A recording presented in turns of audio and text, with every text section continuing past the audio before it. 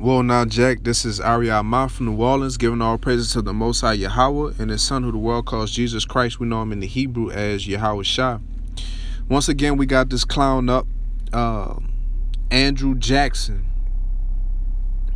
We know him as a soldier, a general, the seventh president, a so-called American hero. We're going to put a comma on that once again, because we know him as a tyrant. We know him as a serious slave owner, as well as a serious serial racist. Yeah, this man had a serious hatred for the so-called Negroes as well as the Native American Indians. And we know beyond a shadow of a doubt that the so-called Negroes, as well as the Latinos and Native American Indians, are the real true Israelites, the real true Jews, God's chosen people from Jerusalem, not Africa, from Jerusalem, according to the Bible.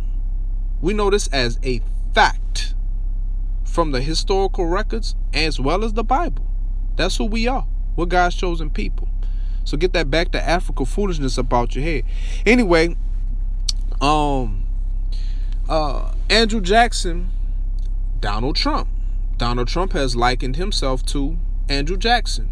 He has great admiration for Andrew Jackson. Okay, hence that's why the picture got Andrew Jackson with the damn Make America Great Again hat on. Okay, anyway, in 1830, the Indian Removal Act, Andrew Jackson. You had Native American Indians as living in Florida and North Carolina, Alabama, Tennessee, Georgia, southeast states of so-called America, as well as so-called Negroes living amongst Native Americans during that time. Anyway, Indian Removal Act, the nigga wanted you out of that lane, out of those lanes. Okay, around 1838. Now, we was already getting slaughtered and killed and butchered and burned and hung, etc., and forcibly removed at that time anyway. But anyway, 1838, the Trail of Tears. This man made us march from Florida and those other states as well, all the way to barren land in Oklahoma in the dead of winter. Men, women, children, elderly. He just wanted your ass clean the fuck out of those lands. He had to have them. Andrew Jackson is the one that was the corporate behind that. He was the lead man behind that, as well as the U.S. military. Okay, now let's lead this thing up into modern history, the Dakota pipeline. Now, under the Obama administration, he had decided that, as well as the Army Corps of Engineering, that they weren't going to run that pipeline underneath that lake. They was going to reroute it. Anyway, he's not in office any longer. Trump is in office, aka Andrew Jackson, and he's going to do whatever the hell he wants to do, which is run that damn pipeline running underneath that lake. He don't give a damn. Okay, I'm going to go to the book of Genesis 49 and verse 19 out the Holy Scriptures, the Bible. This is your book, Native American Indian, as well as you hard-headed so-called Negroes and Latinos. Okay, it says Gad. Gad is one of the tribes of the nation of Israel, your God's chosen people. Okay, a troop shall overcome him, and we have been overcame by this so-called white man. We have been overcome by this fork-tongued devil. We have been overcome by the U.S. military, the U.S. cavalry.